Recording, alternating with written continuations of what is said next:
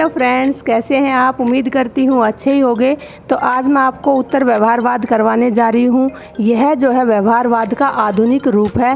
व्यवहारवाद की कमियों को दूर करने के लिए उत्तर व्यवहारवाद का निर्माण किया गया था। अगर आपको मेरी वीडियो पसंद आए तो चैनल को सब्सक्राइब करें, वीडियो को लाइक करें और अच्छे कमेंट करें ताकि मेरे को प्रोत्साहन मिले। तो चलिए मेरी वीडियो की तरफ। तो आज हम करवाने जा रहे हैं उत्तर व्यवहारवाद। उत्तर व्यवहारवाद का जो प्रतिपादन है वो डेविड स्टर्न ने 1969 में अमेरिकन पॉलिटिकल साइंस एसोसिएशन की बैठक में घोषणा द्वारा किया। ठीक है, यह सम्मेलन न्यूयॉर्क में था। कहाँ था? न्यूयॉर्क में था। और डेविड स्टर्न जो है इसकी अध्यक्षता कर रहे थे। ठीक है, इस सम्मेलन में डेविड स्टर्न ने व्यवहारवाद की कमियों को उजागर किया और संशोधन के रूप में उत्तर व्यवहारवाद का जन्म हुआ। इसमें क्या बताया डेविड स्टर्न ने? व्यवहारवाद की कमियों को बताया और क्या कहा कि इसमें संशोधन की आवश्यकता है और उस संशोधन के द्वारा ही उत्तर व्यवहारवाद की जो है उन्होंने वहाँ पर घोषणा कर दी थी। तो देखिए, जो व्यवहारवाद का प्रतिपादन है वो भी डेविड स्टर्न ने किया था। उत्तर व्यवहारवाद का जो प्रतिपादन है वो भी डेविड स्टर्न ने किया था।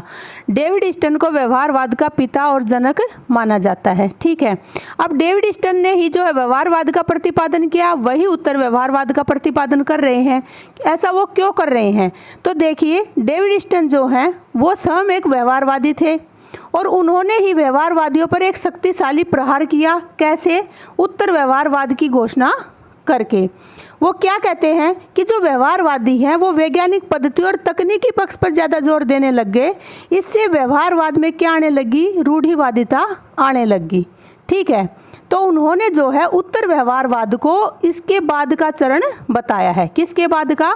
रूढ़िवादिता के बाद का, व्यवहारवाद के बाद का।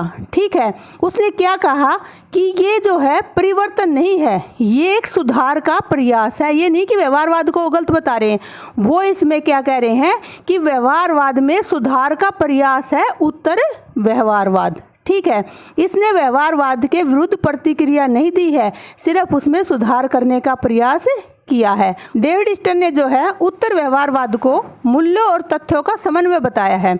व्यवहारवाद जो है वो तथ्यों को मानता है, मूल्यों को नहीं मानता है। तो इसमें एक सुधार का कार्य जो है डेविड स्टर्न करना चाहते हैं। उन्होंने इसके बारे में क्या कहा कि यह एक क्रांति है, न कि प्रक्रिया, विकास है न कि अनुरक्षण, आगे की ओर बढ़ने का एक कदम है न कि पीछे हटने की प्रवृत्ति। कहने का एक साफ सा मतलब है कि एक प्रक्रिया नहीं है, ये क्रांति है। किसमें? व्यवहारवाद में। यह आगे बढ़ने का एक प्रयास है, ये पीछे हटने की प्रवृत्ति नहीं है। तो इसको देखिए, पहले क्या था? परंपरागत सिद्धांत थे राजनीति शास्त्र में, उनमें काफ़ी कमियां थी क्योंकि वो रीति रिवाजों पर थे, आदर्शवादी थे, काल्पनिक थे। ठीक है, उन कमियों को दूर करने के लिए सुधार किया गया और व्यवहारवाद की स्थापना की गई। ठीक है, व्यवहारवाद में फिर हम वैज्ञानिकता लाए, मानव व्यवहार को केंद्रित किया राजनीति शास्त्र के अंदर। ठीक है, तर्कों को महत्व दिया, तथ्यों को महत्व दिया। ठीक है, फिर क्या हुआ? अब कुछ लोगों को व्यवहारवाद के अंदर स्वयं जो इसके प्रतिपादक थे डेविड स्टर्न, उसको भी इनमें कमियां नज़र आने लगी। ठीक है, इन कमियों को सुधार करने के लिए उसने नई सोच, नया सुधार किया, सुधार का एक प्रयास किया और इस प्रयास में उसने बनाया उत्तर व्यवहारवाद। आया यहाँ तक समझ में? तो आइए जान लेते हैं उत्तर व्यवहारवाद के लक्षण। इसके दो लक्षण हैं, कार्यात्मकता और दूसरा है प्रासंगिकता। ठीक है, कई बच्चों को इसका अर्थ ही नहीं पता होगा। तो इसका अर्थ होता है संबद्धता, संलग्नता। ठीक है, कर्म ऐसा होना चाहिए, मतलब ये कार्य ऐसे होने चाहिए जिसकी प्रासंगिकता हो, मतलब जिसकी संबद्धता हो, मतलब कोई भी काम करे उसका संबंध होना चाहिए। ठीक है, अर्थात कर्म ऐसा हो कि वह वैज्ञानिक होते हुए भी समाज कल्याण के लिए कार्य करे। ठीक है, इसने बताया कि कार्य चाहे कुछ भी हो, वो वैज्ञानिक होने के साथ साथ उसमें समाज कल्याण भी होना चाहिए। ठीक है, और उसमें जो है समाज की चुनौतियों का मुकाबला करने की ताकत होनी चाहिए, वो समाज की चुनौतियों का मुकाबला करने में सक्षम होना चाहिए। ये होता है उत्तर व्यवहारवाद। ठीक है, तो अब हम पढ़ते हैं उत्तर व्यवहारवाद की उत्पत्ति के कारण। देखिए, आप सबने देखा उत्तर व्यवहारवाद क्या है। व्यवहारवाद में जितने भी कार्य हुए, लोग उनसे असंतुष्ट होने लगे थे। ठीक है, और उसी की एवज में जो है उत्तर व्यवहारवाद का जन्म हुआ था। तो आइए पढ़ते हैं उत्तर व्यवहारवाद की उत्पत्ति के कारण। सबसे पहला जो कारण है वो क्या रहा? व्यवहारवादी शोध के असंतोष का परिणाम। एक तो व्यवहारवादी जो थे वो शोध पर बहुत ज़्यादा ध्यान दे रहे थे, ठीक है। बार बार लोगों से क्या है, इन्होंने पहले ही बताया कि मानव व्यवहार का जो है सामान्यीकरण करके सिद्धांत बनाया जाए।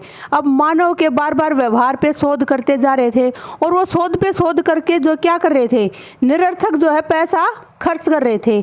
इससे व्यक्तियों में क्या हुआ, असंतुष्टि की भावना होगी व्यवहारवादियों के प्रति, और जो है उत्तर व्यवहारवाद जो है इसी असंतोष असंतुष्टि का ही परिणाम है। दूसरा कारण क्या है? उचित भविष्यवाणी का अभाव। एक क्या है कि व्यवहारवाद किसी भी राजनीतिक समस्या का ना समाधान कर पाया और ना ही उचित भविष्यवाणी दे सका। क्या है कि वो बार बार कह रहे कि वैज्ञानिक है, वैज्ञानिक है। वैज्ञानिक क्या है? वो तो पहले ही भविष्यवाणी कर देते कि ऐसा होगा और उस समस्या का जो है ऐसे समाधान निकाला जा सकता है, जबकि व्यवहारवाद में ऐसा कुछ भी नहीं हुआ। व्यवहारवाद में क्या हो रहा था, ना तो जो है समस्याओं का समाधान कर पा रहा था, ना भविष्यवाणी कर पा रहा था। क्या था कि उस समय पे परमाणु बमों का जो है काफ़ी मात्रा में निर्माण हो रहा था, तानाशाही शासकों का क्या था, उदय हो रहा था, और समाज में मतभेद बढ़ते जा रहे थे। लेकिन व्यवहारवाद जो है चुप्पी साधे बैठा था, ना कुछ भविष्यवाणी कर रहा था, ना इन समस्याओं का समाधान कर रहा था। इससे भी उत्तर व्यवहारवाद का जन्म हुआ। अगला है समस्याओं के स्थान पर तकनीक प्रविधियों पर अत्यधिक बल। क्या है कि व्यवहारवादी तकनीकों पर जो है ज़्यादा जोर दे रहे थे, प्रविधियों पर ज़्यादा जोर दे रहे थे कि ये तकनीक हो, ये विधियां अपनाई जाएं, लेकिन किन पे अपनाई जाएं, उन समस्याओं का तो कहीं पे नाम ही नहीं ले रहे थे कि समस्या कौन सी है। तो समस्याओं के स्थान पर वो तकनीक पर ज़्यादा बल दे रहे थे। अगला है व्यवहारवादी मूल्य निरपेक्ष होते हुए भी मूल्यों की उपेक्षा करते थे। सबसे पहले तो ये समझ लेते हैं कि मूल्य क्या है।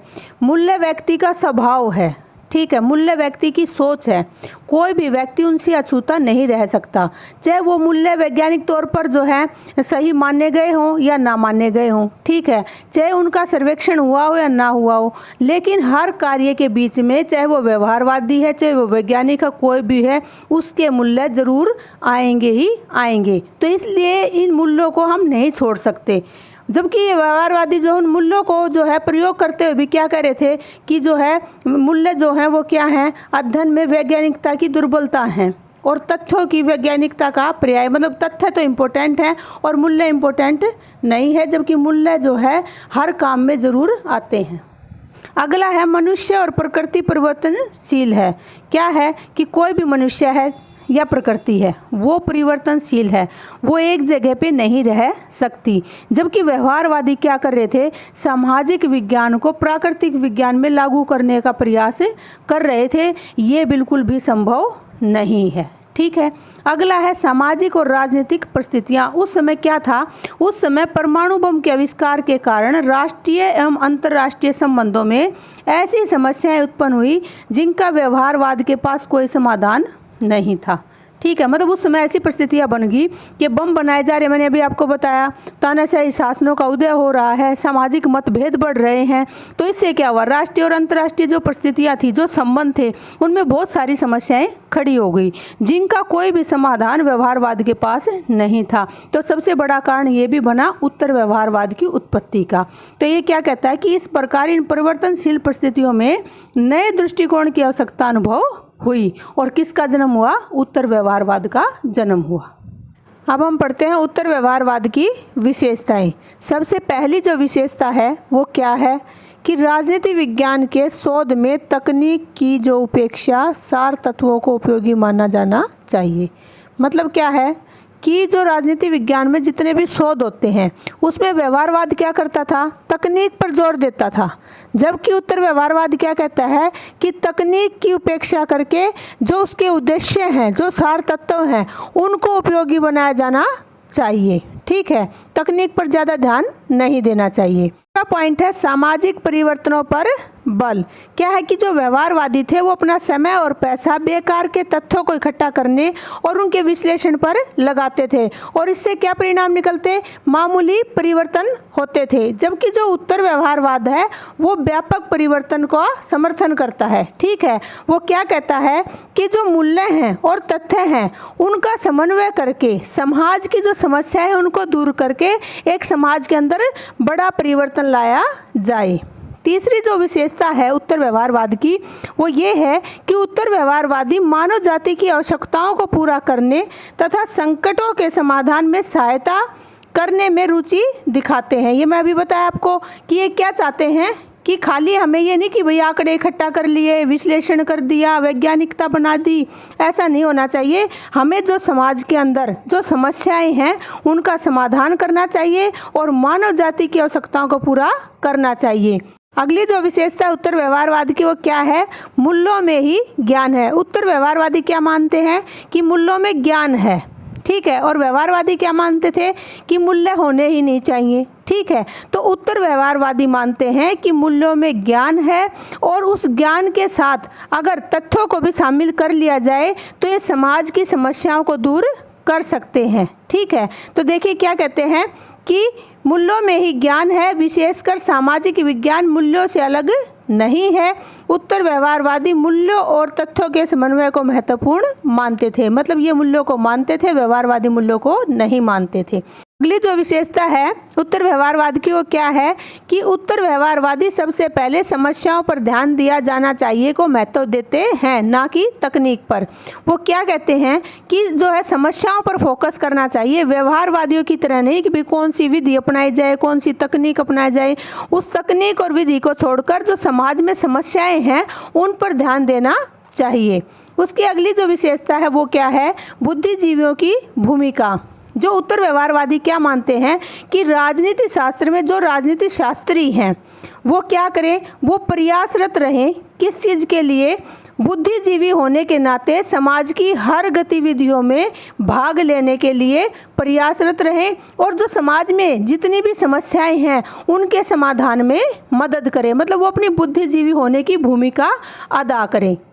अगली जो विशेषता है उत्तर व्यवहारवाद की वो है कर्म निष्ठा पर बल। ये कर्म करने पर बल देते थे कि जो भी कर्म किया जाए वो ऐसा किया जाए जिससे जो है समाज की समस्याओं को दूर किया जा सके। देखिए उत्तर व्यवहारवादी कर्म निष्ठा पर बल देते हुए ज्ञान को समाज के विकास में महत्वपूर्ण मानते हैं। वो क्या मानते हैं कि कर्म निष्ठा पर बल दिया उन्होंने किसके साथ, ज्ञान के साथ, मूल्यों के साथ। ठीक है, मूल्यों के साथ और ज्ञान के साथ काम करते हुए समाज का विकास किया जाना चाहिए। और ज्ञान कैसा होना चाहिए, क्रियात्मक होना चाहिए, क्रिया होती रहनी चाहिए, हर गतिविधि में जो है सक्रिय भाग निभाना चाहिए। उसके बाद ये कहते हैं व्यवसाय का राजनीतिकरण। ये है आखिरी विशेषता उत्तर व्यवहारवाद की।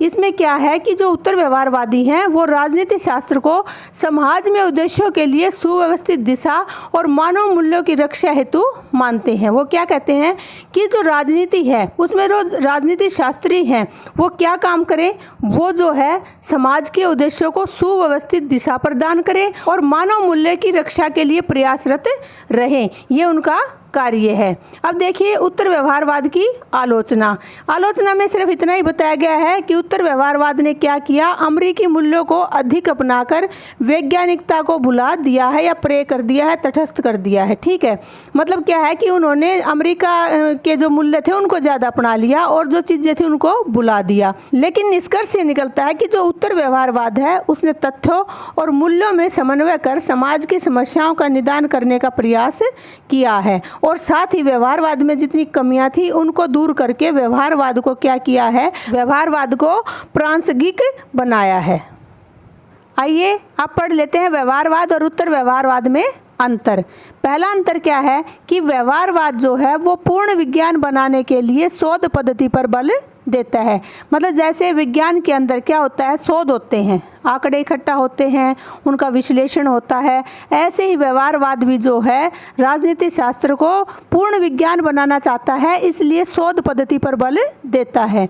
जबकि उत्तर व्यवहारवाद क्या है, वो सिर्फ सामाजिक समस्याओं के समाधान पर बल देता है। दूसरा व्यवहारवाद क्या है, ये मूल्य निरपेक्ष है, मूल्यों का जो है कोई स्थान इसमें नहीं है। जबकि उत्तर व्यवहारवाद मूल्यों को महत्व देता है, ये मूल्य सापेक्ष है। ठीक है। तीसरा क्या है कि व्यवहारवाद व्यष्टि है। व्यष्टि क्या होता है, जो छोटी छोटी इकाइयों का अध्ययन करता है और उसका विश्लेषण करता है। ठीक है। लेकिन उत्तर व्यवहारवाद समष्टि है, ये क्या करता है, बड़ी इकाइयों का अध्ययन करता है, मतलब इसका जो अध्ययन क्षेत्र है वो बहुत व्यापक है। ठीक है। उसके बाद क्या है कि जो व्यवहारवाद है वो तकनीक और प्रविधि को महत्व देता है। ठीक है। ये तकनीक को महत्व देता है कि कौन सी तकनीक अपनानी चाहिए, कौन सी विधियां अपनानी चाहिए, उनको ये ज़्यादा महत्व देता है। ठीक है। जबकि उत्तर व्यवहारवाद समस्याओं को महत्व देता है कि तकनीक और विधियां तो बाद की बात है, पहले समस्याओं को तो जान ले कि किन के ऊपर शोध करके किन चीज़ों का निदान करना है। उसके बाद आता है व्यवहारवाद निर्णय प्रक्रिया का विश्लेषण करता है कि निर्णय कैसा होना चाहिए, शोध के माध्यम से वो निर्णय करने का प्रयास करता है, फिर उसका विश्लेषण करता है, फिर उन कमियों को दूर करके फिर शोध करता है। तो ये जो है निर्णय प्रक्रिया का विश्लेषण करता है। जबकि उत्तर व्यवहारवाद क्या करता है, सार तत्वों का विश्लेषण करता है, मतलब जो समस्याएं हैं उनके क्या उद्देश्य हैं, उनको कैसे जो है समाज की समस्याओं को दूर करके समाज के उद्देश्यों को कैसे प्राप्त किया जाता है, ये उन सार तत्वों का विश्लेषण करता है। ठीक है। व्यवहारवाद क्या करता है, शुद्ध ज्ञान पर बल देता है। क्या है कि विज्ञान के अंदर क्या होता है कि जब तक विश्लेषण होते हैं जब तक शुद्ध ज्ञान की प्राप्ति नहीं हो जाती। ठीक है। जबकि उत्तर व्यवहारवाद अनुप्रयुक्त ज्ञान पर बल देता है, वो ऐसे ज्ञान पर बल देता है जो राजनीतिक शास्त्र पर अप्लाई किया जा सके। कोरे ज्ञान को वो कुछ नहीं मानता कि वैसे वो शुद्ध ज्ञान है लेकिन अप्लाई कहीं हो नहीं पा रहा, तो वो जो है उत्तर व्यवहारवाद ऐसे ज्ञान को उपयुक्त मानता है जो अप्लाई हो सके। ठीक है।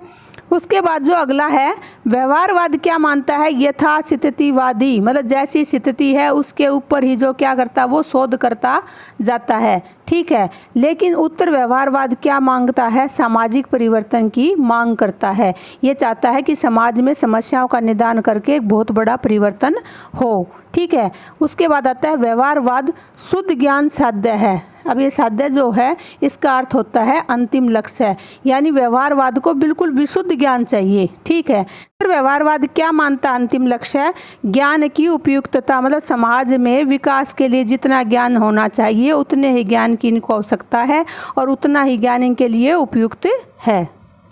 थैंक यू मेरी वीडियो देखने के लिए। अगर आपको मेरी वीडियो पसंद आए तो चैनल को सब्सक्राइब करें, वीडियो को लाइक करें, बने रहिए चैनल के साथ। मिलती हूँ अगली वीडियो में। Bye bye, take care.